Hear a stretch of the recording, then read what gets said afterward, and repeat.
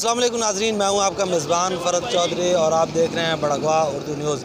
नाजरीन, आज आपको बताते चलें कि हम मौजूद हैं डुमेली मोड़, जहां पर एक ठंडा ठार शरबत पीने के लिए जो अहले इलाका हैं वो गर्मी की शिद्दत को दूर करने के लिए डुमेली मोड़ का रुख करते हैं। जैसा कि आपको पता होना चाहिए, ये ऊपर एक चंद फरलांग दूर डुमेली में एक ऐसी मशहूर जलेबी और पकौड़ों की भी दुकानें मौजूद हैं।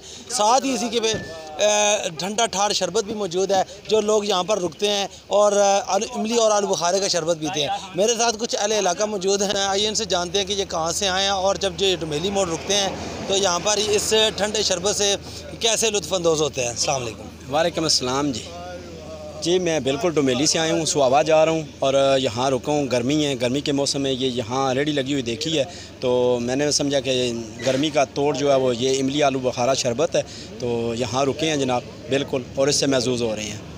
बहुत शुक्रिया। ये थे अहले इलाका। आइए चलते हैं दुकान वाले के, जो इमली आलू बुखारे की शॉप के जो मालिक हैं उनसे पूछते हैं यहाँ पर कहाँ से लोग आते हैं और जो स्पेशल जीटी रोड के जो मुसाफिर हैं क्या वो इस जगह पर रुक कर शरबत पीते हैं और कितने दिन की आपकी आमदनी हो जाती है।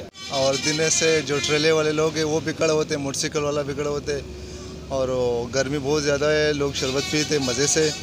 उसकी बात ये इमली वाला है, इसमें इमली होते और काली नमक का बर्फ़ और तुखमलंगा, साफ़ पानी हम इस्तेमाल करते और बस यही चीज़ होते। बर्फ़ ज़्यादा इस्तेमाल करते, गर्मी बहुत ज़्यादा है और ट्रेले वाला ज़्यादा लोग खड़े होते हैं, मोटरसाइकिल वाले खड़े होते।